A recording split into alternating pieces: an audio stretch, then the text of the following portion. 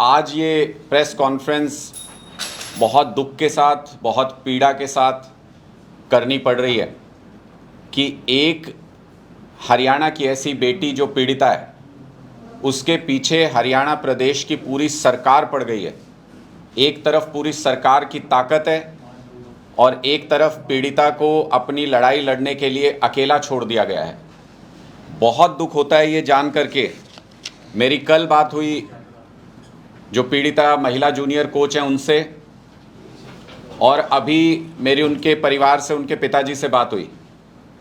कल से जो घटनाक्रम हो रहा है वो बहुत चौंकाने वाला और बहुत डराने वाला है। पूरे हरियाणा के मन में इस वक्त एक सवाल है, क्या महिला जूनियर कोच की जान को खतरा है? क्या महिला जूनियर कोच सुरक्षित हैं? और क्या आने वाले कुछ घंटों में और कुछ दिनों में भी सुरक्षित रहेंगी? मैं ऐसा इसलिए कह रहा हूं क्योंकि कल पहली बार ऑन रिकॉर्ड वीडियो के ऊपर महिला कोच ने उनका पीछा करने वाले लोगों का वीडियो जारी किया, कैमरे पर जारी किया। और पुख्ता सूत्रों से हमारे पास ये जानकारी है, मैं नाम साझा नहीं करना चाहता क्योंकि वो इन सर्विस अधिकारी हैं, वो सीआईडी के अधिकारी हैं। महिला कोच ने यह भी आरोप लगाया कि उनके पास हथियार था और उनको जान से मारने की, उनको डराने की धमकी दी गई, उनको जान से मारने की धमकी दी गई। और उसके बाद कल के प्रकरण के बाद चंडीगढ़ पुलिस और हरियाणा पुलिस के कान खड़े हो जाने चाहिए थे, उनको पुख्ता सुरक्षा दी जानी चाहिए थी। आज पुलिस का मैंने बयान पढ़ा अखबार में, ये कहा गया कि महिला ने कोई लिखित शिकायत नहीं दी है कि उनको इस तरीके की धमकी मिली या ऐसा इंसिडेंट हुआ। ये बहुत ही शर्मनाक बयान है, अनप्रोफेशनल बयान है, क्योंकि महिला ने जब उसके साथ ये घटना हुई वहीं से कोई 10 बार फ़ोन किया होगा पुलिस के पास, और वो सब ऑन रिकॉर्ड है, वो सारी कॉल्स ऑन रिकॉर्ड हैं। ऑन ड्यूटी वहाँ पर भी जब इतनी बार कॉल किया गया तो वहाँ पर पुलिस के अधिकारी पहुँचे, उनके सामने सारा घटनाक्रम महिला ने बयान किया। उसके बाद महिला को अलग अलग थानों में चक्कर काटने के लिए मजबूर किया गया। एक ऐसी पीड़ित महिला जो पिछले 8 महीने से संघर्ष कर रही है इस बात को लेके कि कहीं से किसी कोने से उसको इंसाफ मिल जाए। अगर उसको आप थाना थाना चक्कर कटाएंगे तो आप अंदाज़ा लगा सकते हैं कि उसके फ्रस्ट्रेशन की क्या हालत है। कल की घटना के बाद हमें लगा था कि सार्वजनिक डोमेन में आने के बाद शायद पुलिस के सीआईडी के अधिकारियों में कुछ झिझक होगी, सरकार शायद कुछ स्टेप बैक करेगी। लेकिन अभी मेरी पीड़ित महिला के पिताजी से बात हुई है, अब से ठीक 15-20 मिनट पहले दोबारा सिविल ड्रेस में सीआईडी की टीम के साथ महिला कोच का कन्फ्रंटेशन हुआ है। दोबारा उनको अप्रोच किया गया है, उनके साथ टीम लगाई गई है। और जब उस टीम से ये पूछा जाता है कि क्या आप हमारी सुरक्षा में तैनात हैं और अगर हैं तो कोई आधिकारिक आदेश है क्या आपके पास, तो कोई भी ऐसा लिखित आदेश दिखाने से वो टीम इनकार करती है। लेकिन महिला कोच को जहां भी वो जा रही हैं, सरकार के अधिकारी के द्वारा और सिविल वर्दी में कुछ लोगों के द्वारा उनको टेल किया जा रहा है, उनका पीछा लगातार किया जा रहा है। मैं चार्जशीट, चूंकि मैंने आप सब लोगों के पास भी इसका जो क्रक्स है चार्जशीट का, वो मैंने आप लोगों के साथ भी शेयर किया है।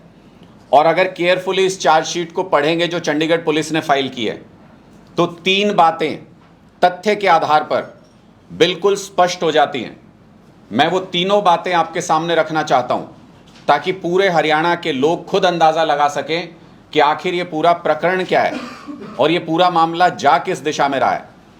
पहला तथ्य, जांच के दौरान मंत्री संदीप सिंह ने झूठ बोला। और ये कैसे साबित होता है कि झूठ बोला? ये अलग अलग प्रकरणों से साबित होता है जो पुलिस के इस चार्जशीट के अंदर दायर है, और विद प्रूफ पुलिस ने चार्जशीट दायर की है, उन प्रूफ के अंदर भी है। पहला झूठ ये कि पीड़ित महिला कोच मंत्री के घर के अंदर कभी आई नहीं। मंत्री ने अपने बयान में कहा था कि वो बाहर जो उनका ऑफिस बना हुआ है उनके घर के बाहर, वहीं तक सिर्फ पीड़ित महिला आई, वहीं उनकी मुलाकात हुई।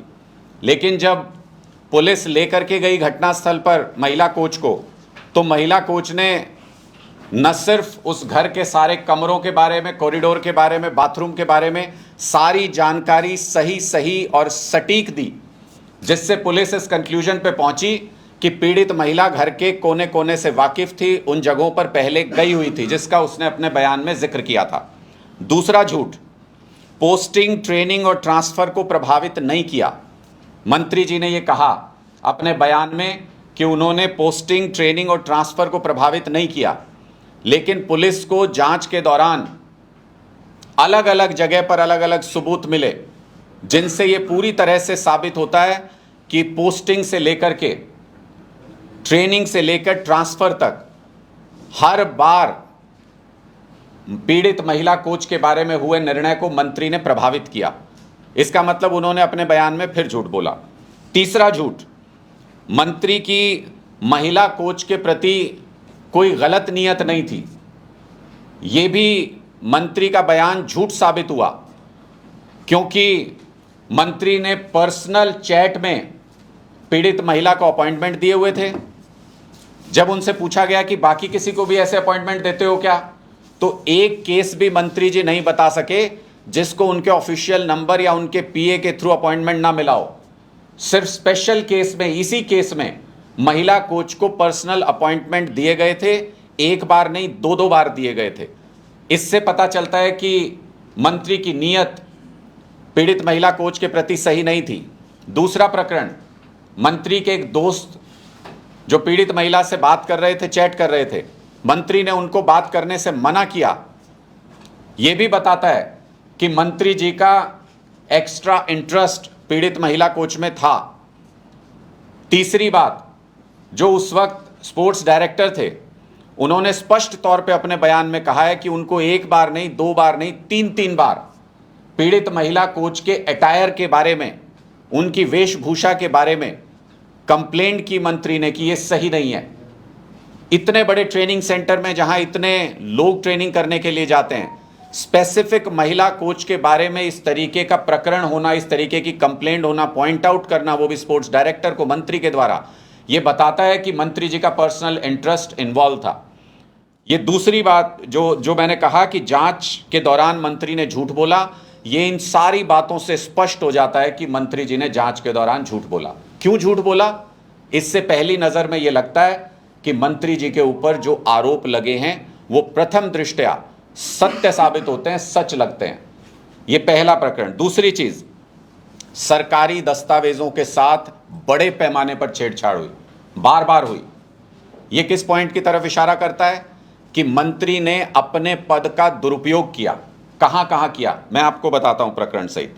पोस्टिंग की फाइल 10/1/2020 का आदेश है कि पोस्टिंग की फाइल मंत्री तक नहीं जाती।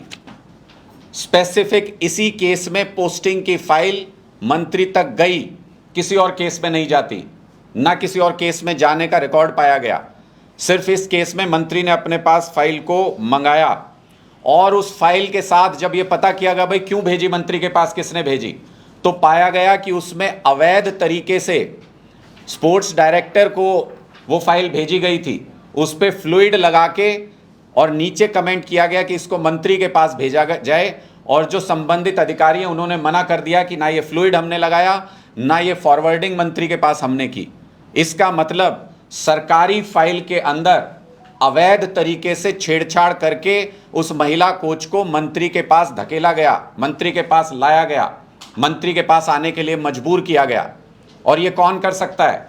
जो पद पे बैठा हुआ इन्फ्लुएंशियल व्यक्ति है, पहली नजर में जिसको इससे फायदा हो रहा है, उस व्यक्ति की तरफ इशारा जाता है।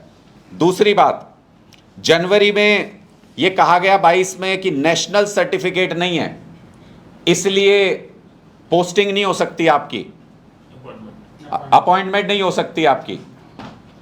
और मई 2022 में उसी नेशनल सर्टिफिकेट की एब्सेंस में अपॉइंटमेंट हो जाती है। इसके बीच में एक मुलाकात भी मंत्री की और पीड़ित महिला कोच की होती है। यह अपने आप में बताता है कि पद का फिर से दुरुपयोग किया, अपनी पावर का गलत इस्तेमाल किया मंत्री ने।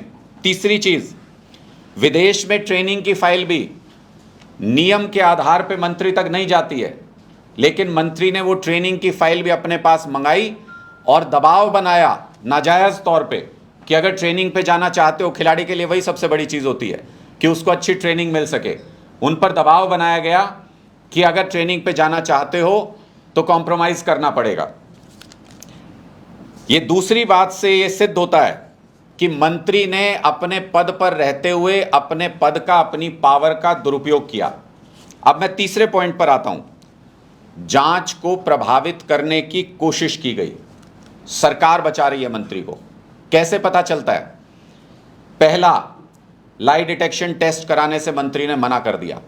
जब उनके पास कुछ छुपाने को नहीं था तो फिर उन्होंने लाई डिटेक्शन टेस्ट कराने से क्यों मना कर दिया, जबकि पीड़ित महिला कोच ने अपनी तरफ से ऑफर किया कि अगर मेरा लाई डिटेक्शन टेस्ट करना चाहते हैं तो मैं करवाने के लिए तैयार हूं। दूसरा, मंत्री बना के रखा गया, हरियाणा ओलंपिक एसोसिएशन का अध्यक्ष बना के रखा गया ताकि इस पूरे मामले से जुड़े गवाहों को, इस पूरे मामले से जुड़े सबूतों को इन्फ्लुएंस किया जा सके, प्रभावित किया जा सके, बयान बदलवाए जा सके और खिलाड़ी पर दबाव बनाया जा सके। तीसरा, कल कैमरा के ऊपर आपने खुद देखा सीआईडी का एक अधिकारी कैद हुआ है। किसके आदेश से वो सीआईडी का अधिकारी और आज जो सीआईडी की टीम पीड़ित महिला खिलाड़ी के पास पहुंची थी, किसके आदेश पर ये अधिकारी जा रहे हैं? क्योंकि सीआईडी सीधे मुख्यमंत्री को रिपोर्ट करती है। और नू हिंसा के मामले में हमने ये देखा कि गृह मंत्री ने और पुलिस ने स्पष्ट तौर पे ये कह दिया कि सीआईडी ने हमारे साथ कोई जानकारी साझा नहीं की। तो सीधी उंगली मुख्यमंत्री के दफ्तर की तरफ इस पूरे मामले में उठ रही है कि क्या मुख्यमंत्री का दफ्तर सीआईडी का गलत, गैर कानूनी और नाजायज इस्तेमाल कर रहा है? क्या इसके कोई आधिकारिक रिकॉर्ड मौजूद हैं कि सीआईडी की टीम टेल कर रही है पीड़ित महिला अधिकारी को? और ऑन कैमरा आने के बाद ये विद प्रूफ है, वो व्यक्ति कौन है, इसकी जांच होनी चाहिए। स्टेडियम में उस वक्त क्या कर रहा था, इसकी जांच होनी चाहिए। और आज जब महिला कोच के पास टीम गई है तो वो क्या कर रहे हैं, इसकी जांच होनी चाहिए। चौथी, पुलिस सुरक्षा पहले दी गई थी पीड़ित महिला कोच को, फिर फूड पॉइजनिंग का किस्सा हुआ, संदेह जताया गया कि जो पुलिस सुरक्षा मिली है वही गड़बड़ कर रही है। परिवार ने संदेह जताया कि शायद खाने में कुछ मिलावट कर दी है। उसके बाद वो सुरक्षा कब हटाई गई, क्यों हटाई गई, क्या उसके आधिकारिक रिकॉर्ड मौजूद हैं, ये किसी की जानकारी में नहीं है। खुद पीड़ित महिला कोच भी ये कहती है, मेरी उनसे बात हुई तो उन्होंने कहा कि मुझे नहीं बताया गया कि कब मेरी सुरक्षा लगाई गई और कब हटाई गई। पहले पुलिस वाले आते थे, वो रसोई तक भी जाते थे, उसके बाद आना बंद हो गए, मुझे दिखना बंद हो गए, बस इतना ही उनके पास जानकारी है। चौथा, हाई प्रोफाइल मामला, धमकी के प्रकरण है, लालच देने के प्रकरण है, इन्फ्लुएंस करने के प्रकरण है। हरियाणा पुलिस का तो समझ में आता है कि वो हरियाणा सरकार को रिपोर्ट करती है, वो सुरक्षा मुहैया नहीं करा सकते क्योंकि उनको तो महिला खिलाड़ी को डराना है, धमकाना है, इन्फ्लुएंस करना है। लेकिन चंडीगढ़ पुलिस के जुरिस्डिक्शन में हाई प्रोफाइल केस होने के बावजूद, चंडीगढ़ पुलिस के पास इस बात के प्रूफ होने के बावजूद कि बीच में इस केस के दौरान इन्फ्लुएंस करने की, धमकी देने की कोशिश हुई, कई घटनाएं हुई, उसके बावजूद चंडीगढ़ पुलिस प्रोटेक्शन को लेके क्या कर रही है, पीड़िता के प्रोटेक्शन को लेके? क्योंकि एक प्रकरण जिसमें दुष्कर्म की कोशिश का आरोप है, जिसको पुलिस ने अपनी चार्जशीट से भी ड्रॉप किया है, उसमें पुलिस ने यह कहा कि यह तो सिद्ध होता है कि पीड़िता वहां थी, यह भी सिद्ध होता है कि जो जो पीड़िता ने बयान दिया वो सारी चीजें मैच हुई उस दिन के बारे में वहां पर। यह भी सिद्ध होता है कि पीड़िता को उस दिन चोट लगी थी, लेकिन चूंकि वहां कोई और गवाह नहीं था तो कोरैबोरेटिव एविडेंसेस नहीं मिले। ऐसी स्थिति में सिर्फ पीड़ित महिला का बयान ही उस जगह का, उस प्रकरण का साक्षी है। तो ऐसी स्थिति में पीड़िता का जीवन, उनकी सुरक्षा और ज्यादा महत्वपूर्ण हो जाती है। ये जानते हुए भी चंडीगढ़ पुलिस ने सिक्योरिटी प्रोवाइड क्यों नहीं की पीड़ित महिला कोच को? और कल की घटना के बाद हम सब के मन में यह संदेह है कि क्या पीड़ित महिला कोच की जान खतरे में है। और मैं ये बहुत जिम्मेदारी के साथ ये बात कह रहा हूं, ये सिर्फ आरोप नहीं है। जिस तरह के प्रकरण हो रहे हैं, क्योंकि बहुत सारी चीज़ें ऐसी हैं जो उनके साथ जहां वो रहती हैं वहां पर जिस तरीके से दबाव बनाने की कोशिश हो रही है, जिस तरीके से उनको डराने धमकाने की कोशिश हो रही है, जो जानकारियां परिवार ने हमारे साथ साझा की हैं, उन सारी जानकारियों के आधार पर बहुत जिम्मेदारी से मैं ये सवाल पूछना चाहता हूं और हरियाणा के लोगों के मन में ये प्रश्न है कि क्या जूनियर महिला कोच की जान खतरे में है? क्या मुख्यमंत्री खट्टर साहब इसका एक पुख्ता, विश्वसनीय, भरोसेमंद जवाब दे सकते हैं कि पीड़ित महिला कोच पूरी तरह से सुरक्षित है? और ऐसी मुख्यमंत्री जी की क्या मजबूरी है कि तीनों बातें सिद्ध होने के बाद कि एक व्यक्तिगत तौर पर उनके ऊपर जो आरोप लगे हैं वो सत्य प्रतीत होते हैं, क्योंकि वो झूठ बोल रहे हैं पुलिस इन्वेस्टिगेशन में, बार बार ये साबित हुआ पुलिस इन्वेस्टिगेशन में, उनके ऊपर आरोप सही नजर आ रहे हैं पहली नजर में। दूसरा, उन्होंने अपने पद का दुरुपयोग किया, जिस पद का इस्तेमाल करके उन्होंने पहले इतनी बार इन्फ्लुएंस किया है सारे मामले को। क्या गारंटी है कि मंत्री पद पे रहते हुए, हरियाणा ओलंपिक संघ के अध्यक्ष रहते हुए वो आगे इस पूरे मामले को प्रभावित नहीं करेंगे, गवाहों को प्रभावित नहीं करेंगे? मुख्यमंत्री जी क्यों निष्पक्ष इस केस की सुनवाई नहीं होने देना चाहते हैं? क्यों इस मंत्री को अभी तक मंत्री पद पर बिठाया हुआ है? ये बहुत ही महत्वपूर्ण प्रश्न है और हरियाणा के लोगों के मन में ये सवाल है कि क्या हरियाणा के मुख्यमंत्री हरियाणा की एक बेटी की उम्मीद को पूरी तरह से खत्म करना चाहते हैं? क्या उसकी सुरक्षा को लेकर के जो सवाल लोगों के मन में है, क्या उनका कोई जवाब हरियाणा सरकार के पास है?